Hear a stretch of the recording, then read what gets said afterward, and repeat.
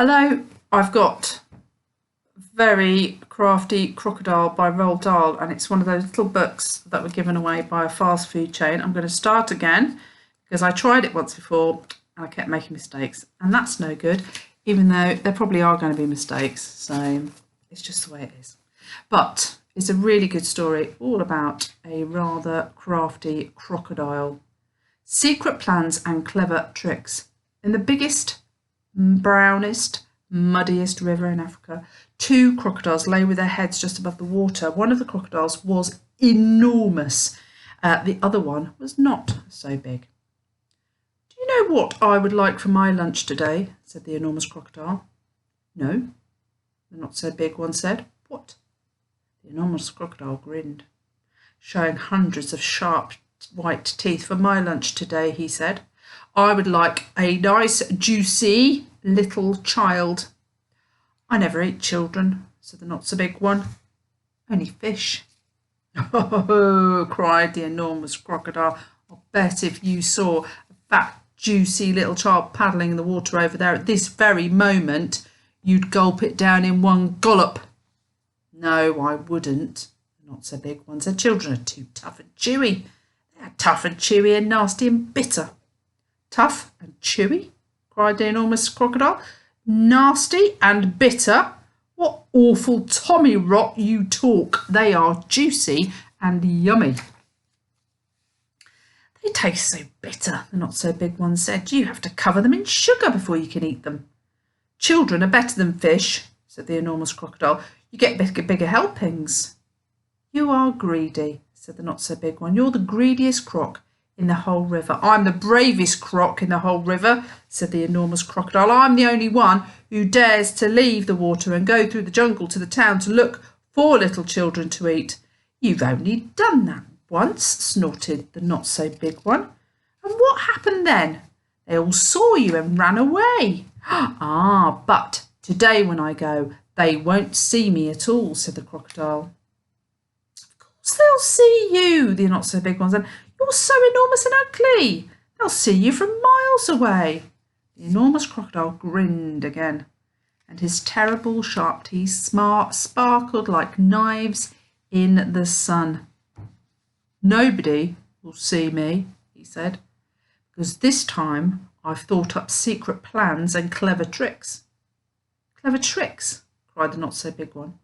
"You've never done anything clever in your whole life. You're the stupidest croc on the whole river." "I'm the cleverest croc on the whole river," the enormous crocodile answered. "For my lunch today, I shall feast upon a fat, juicy child while you lie here in the river feeling hungry. Goodbye." The enormous crocodile swam to the side of the river, crawled out of the water. The Beastly Beast. A gigantic creature was standing in the slimy, oozy mud on the riverbank. It was Humpy Rumpy, the hippopotamus. "Hello, hello," said Humpy Rumpy. "Where on earth are you off to at this time of day?" "I have secret plans and clever tricks," said the crocodile. "Oh dear," said Humpy Rumpy. And there he is, Humpy Rumpy, talking to the enormous crocodile. "I'll bet you're going to do something horrid." The enormous crocodile grinned at Humpy Rumpy and said, "I am going to fill my hungry, empty tummy with something yummy, yummy, yummy." "What's so yummy?" asked Humpy Rumpy. "Try to guess," said the crocodile. "It's something that walks on two legs." "You don't mean," said Humpy Rumpy, "you don't really mean you're going to eat a little child?" "Of course I am," said the crocodile. "Oh, you horrid, greedy, grumptious brute," cried Humpy Rumpy. "I hope you get caught and cooked and turned into crocodile soup." The enormous crocodile laughed out loud at Humpy Rumpy. Then he waddled off into the jungle. Inside the jungle, he met Trunky the elephant. And Trunky was nibbling leaves from the top of a tall tree, and he didn't notice the crocodile at first, so the crocodile bit him on the leg. "Ow!" said Trunky in his big, deep voice. "Who did that? Oh, it's you, is it, you beastly crocodile? Why don't you go back to the big brown muddy river where you belong?" "I have secret plans and clever tricks," said the crocodile. "You mean you've nasty plans and nasty tricks," said Trunky. You've never done a nice thing in your life. The enormous crocodile grinned up at Trunky and said, I'm off to find a yummy child for lunch. Keep listening and you'll hear the bones go crunch. Oh, you wicked beastly beast, cried Trunky. Oh, you foul and filthy fiend. I hope you get squashed and squished and squizzled and boiled up into a crocodile stew. The enormous crocodile laughed out loud and disappeared into the thick jungle. A bit further on he met Mugglewump the monkey. Mugglewump was sitting in a tree eating nuts. Hello, Crocky, said Mugglewump. What are you up to now? I have secret plans and clever tricks, said the crocodile. Would you like some nuts? Asked Mugglewump. I have better things to eat than nuts, sniffed the crocodile. I didn't think there was anything better than nuts, said Mugglewump. Aha, said the enormous crocodile. The sort of things that I'm going to eat have fingers, toenails, arms and legs and feet. Mugglewump went pale and began to shake all over. You aren't really going to gobble up a little child, are you? He said. Of course I am, said the crocodile.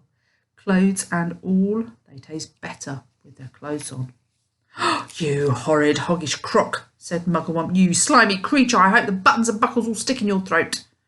The crocodile grinned up at Mugglewump and said, I eat monkeys too. And quick as a flash, with one bite of his huge jaws, he bit through the tree that Mugglewump was sitting in, and down it came. Just in time, Mugglewump jumped into the next tree and swung away through the branches. There he is. Oh, he's such a nasty crocodile. A bit further on, the enormous crocodile met the roly-poly bird. The roly-poly bird was building a nest in an orange tree. Hello there, enormous crocodile, said the roly-poly bird. We don't often see you up here in the jungle. Ah, said the crocodile.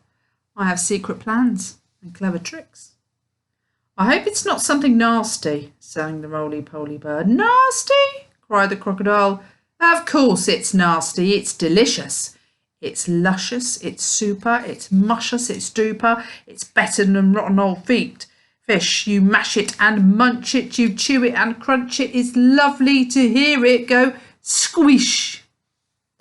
Must be berries, sang the roly-poly bird. Berries are my favourite food in the world. Is it raspberries, perhaps, or could it be strawberries? The enormous crocodile laughed so much his teeth rattled together like pennies in a money box. Crocodiles don't eat berries, he said. We eat little boys and girls, and sometimes we eat roly-poly birds as well. Very quickly the crocodile reached up and snapped his jaws at the roly-poly bird.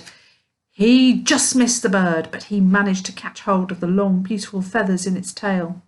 The roly-poly bird gave a shriek of terror and shot straight up into the air, leaving its tail feathers behind in the crocodile's mouth. At last the enormous crocodile came out of the other side of the jungle into the sunshine. He could see the town not so far away. Ho ho, he said, talking aloud to himself. Aha, that walk through the jungle has made me hungrier than ever. One child isn't going to be nearly enough for today. I won't be full up until I've eaten at least 3 juicy little children. The enormous crocodile crept over to a place where there were a lot of coconut trees. He knew that children from the town often came here looking for coconuts. The trees were too tall for them to climb, but there were always some coconuts on the ground that had fallen down. The enormous crocodile quickly collected the coconuts that were lying on the ground. He also gathered together several fallen branches. Now, for my clever trick, he whispered to himself. It won't be long before I am eating my lunch. He took all the coconut branches and held them between his teeth. He grasped the coconuts in his front paws. Then he stood straight up in the air, balancing himself on his tail. He arranged the branches and the coconuts so cleverly that now he looked exactly like a small coconut tree standing among the big coconut trees. Can you see him there? He really does. Maybe he's a clever crocodile after all. Soon, 2 children came along, and they were brother and sister. And the boy was called Toto, and his sister was called Mary. They walked around looking for fallen coconuts, but they couldn't find any because the enormous crocodile had gathered them all up. "Oh, look," cried Toto. "That tree over there is much smaller than the others and it's full of coconuts. I think I could climb that one easily if you help me up the first bit." So Toto and Mary ran towards what they thought was a small coconut tree. The enormous crocodile peered through the branches, watching them as they came closer and closer. He licked his lips. He began to dribble with excitement. Suddenly there was a tremendous whooshing noise. It was Humpy Rumpy the hippopotamus. He came crashing and snorting out of the jungle. His head was down low and he was galloping at a terrific speed. "Look out, Toto!" shouted Humpy Rumpy. "Look out, Mary! That's not a coconut tree. It's the enormous crocodile and he wants to eat you up." Humpy Rumpy charged straight at the enormous crocodile. He caught him with his giant head and sent him tumbling and skidding over the ground. "Owie!" crowed the crocodile. "Help! Stop! Where am I?" And there's Humpy Rumpy attacking the nasty old crocodile. Toto and Mary ran back to the town as fast as they could. But crocodiles are tough. It is difficult for even a hippopotamus to hurt them. The enormous crocodile picked himself up and crept towards the place where the children's playground was. But before he could get any further, the trunk of the elephant came rushing out of the jungle with a crashing of branches. Trunky trotted over to the spot where the enormous crocodile was standing, and quick as a flash, he wrapped his trunk around the crocodile's tail and hoisted him into the air. "Hey, let me go!" yelled the enormous crocodile, who was now dangling upside down. "Let me go! Let me go!" "No," cried Trunky. "I will not let you go. No more clever tricks from you." Trunky began to swing the crocodile around and round and round in the air. First he swung him slowly, and then he swung him faster and faster and faster and faster still. Soon the enormous crocodile was just a blurry circle going round and round Trunky's head. Suddenly Trunky let go of the crocodile's tail, and the crocodile went shooting high up into the sky like a huge green rocket. Up and up he went, higher and higher, faster and faster. He was going so fast and so high that soon the earth was just tiny dots miles below.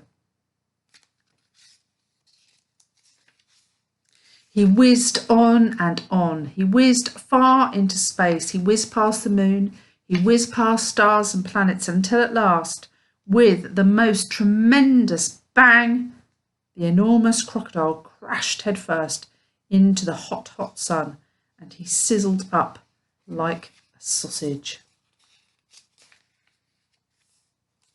Well,